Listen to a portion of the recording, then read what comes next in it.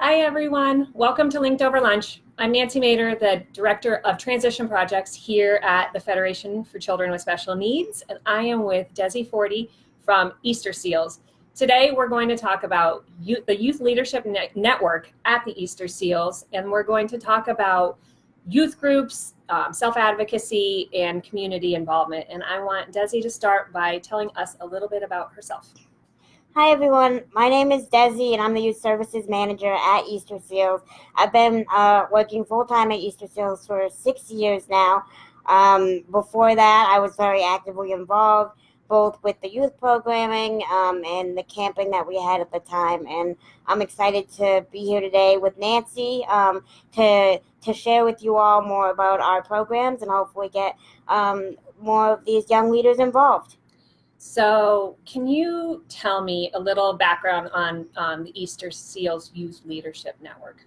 Yeah, so the Youth Leadership Network has been around for about 6, 7 years, and it before that it started as a youth advocacy group, a small group, just Boston based, and from that it grew to be statewide and supported by the Mass Rehabilitation Commission. It is an opportunity for youth 14 to 26 to come together to work on leadership and advocacy skills, as well as become part of this greater community, this network of young leaders with disabilities. So they're with their peers. Yes. Awesome.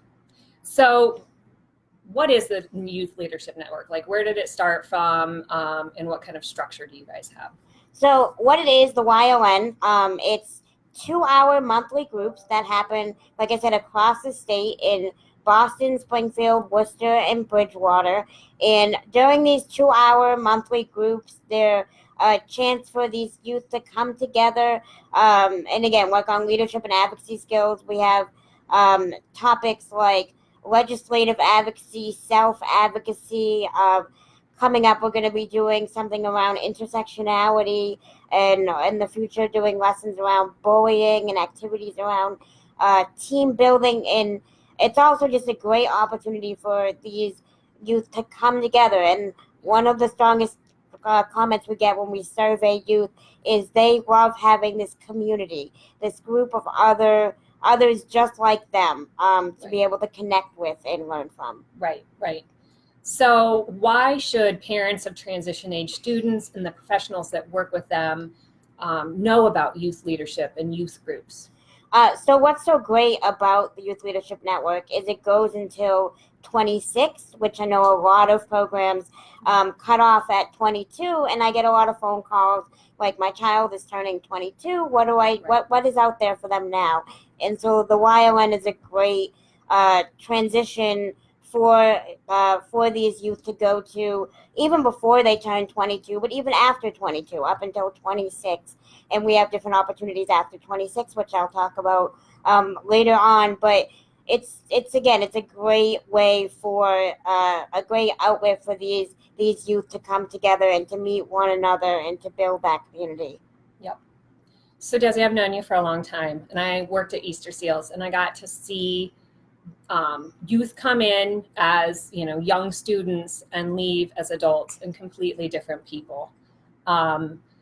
They were coming in as like quiet, shy young people and like leading groups and like protesting at the state house and like deciding what laws they wanted to support and policies they wanted to support. And like, I think that is so important for our young people to be involved in the rules and the laws that are going to influence their lives.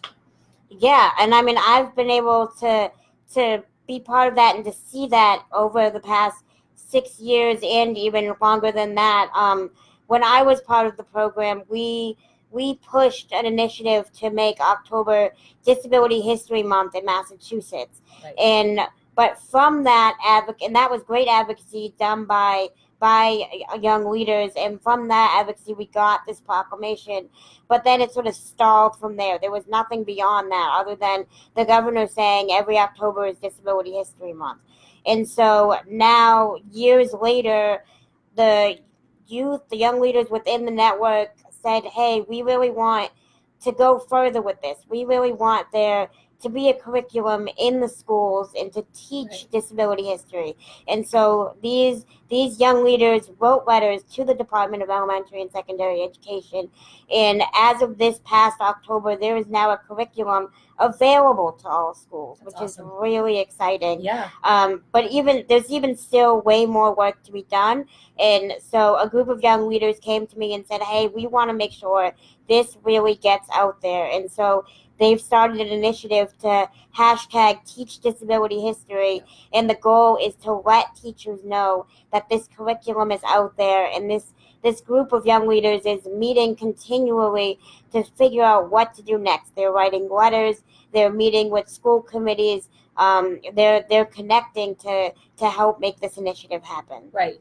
So through these skills also, they're taking them to different levels. There are some people who've been on the Youth Leadership Network who've then gone on to be on boards, and they are the young voice and the self-advocate voice on board of directors.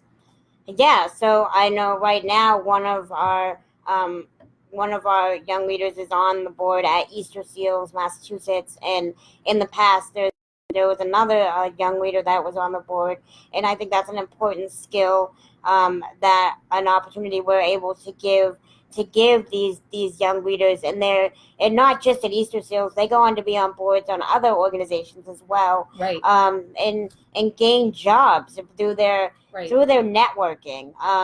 I mean, I myself am an example of that. Right. I started out in youth programming, and through my connections and my just being involved, I was able to learn about different opportunities, and I love being able to give that back to the young leaders today. Right. I mean, something they can put on their resume. This is something that I've been a part of, and you can be a reference for them if they were an extraordinary member of your network.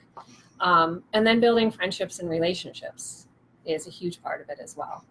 Yeah, I mean, I've been fortunate enough to watch these friendships grow, right. And it's been amazing to be a part of. Right. I mean, I'm constantly talking to parents about building a community around their student before they leave high school, because you don't want everything to stop that day that they graduate. And youth groups, the Youth Leadership Network, all of these things are a way to build a community around these students so that when that last day of high school hits, and maybe they're going on to day program, or they're going on to community-based day or day hab or work or college, they have this sense of security about something that's already a part of their life that isn't ending right then when everything else is ending. And I just think it's a huge benefit to be involved in something like this and gaining self-advocacy skills, seeing other kids with disabilities, other youth, other students, other young adults with disabilities that are different, doing something together. It's amazing. I love it. Yeah, and I mean, we can have all these activities planned that for young leaders to learn, but also they learn so much from each other. Right. And so this gives them that outlet to connect with one another. Right. But they also learn about things like the ADA, which, some students with disabilities don't learn about that until something has happened in their life, where then they have to find a law that would support them. So you're teaching them, their rights.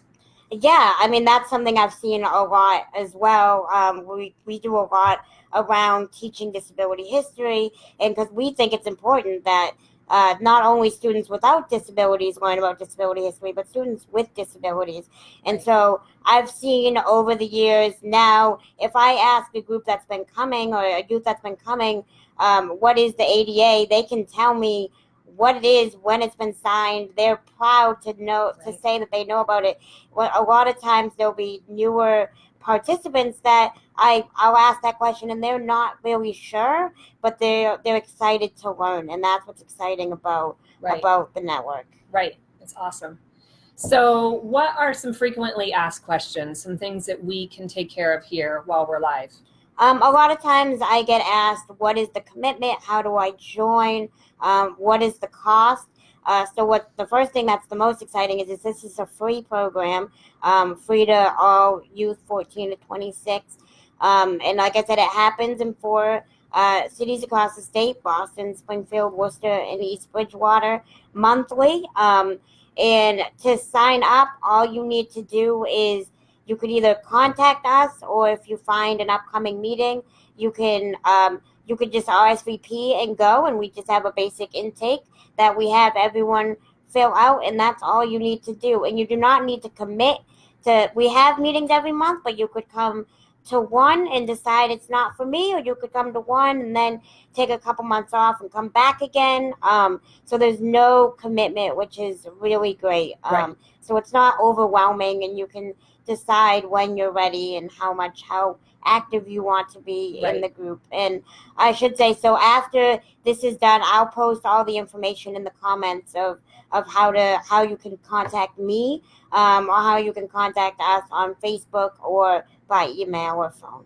Great. And then what other things do you guys have going on for youth and young adults at the Easter Seals? Yeah, so like I said, the Youth Leadership Network is 14 to 26, but we have great opportunities outside of that as well. We have recreation program like Accessible Martial Arts, which is a great opportunity to do some stretching, relaxation, exercise, and some self-defense. And this is happens once a month in Boston and twice a month in Worcester, and this is for any age. So young kids as well as older adults. We've had people in their 70s, 80s joining us. So this is a great opportunity for those of any age to get involved. And then our mentoring programs, we have a male and female mentorship program where instead of doing so much one-to-one mentoring, we're all about building a community of men and women with disabilities as a way for them to connect with one another and learn, kind of like with the network, but it goes beyond that because it's for individuals 14 and up, to really build that community. Throughout the year, we have different community groups. We have speakers coming in. We also do different activities. A couple weeks ago, the female mentoring group had an online gaming night, where we just played an online game, and we got to socialize, and people really enjoyed that to help with loneliness around the holidays, or just a way to connect with one another. And in a couple weeks in Worcester, we're going to be having a social for all to be a part of. So again, we're all about building that community, both within the network and within our mentoring programs. And then in June, we have an overnight retreat for participants of the program to get a chance to spend the night at a dorm at Bridgewater State University, and to hear from speakers within the disability community, to help strengthen that bond with one another. And this is also a free program. Right, that's great. Again, I am having this on Linked Over Lunch because I think it's so important to get our young students with disabilities involved with each other, involved with the community, and setting up, a community around them so when high school ends, their life doesn't end. And this is something that gives them empowerment, gives them friendship and relationships, and teaches them self-advocacy. And it also teaches them, what people with disabilities can do in this world. I mean, they have speakers who come in and show them, that opportunities are unlimited. And thank you so much for coming on. And, please post questions in the comments, and Desi and I will try to get to them in the comment section, and visit the Easter Seals website when you have a minute. Thanks so much. Have a great day, everybody. Thank you. Have a great day.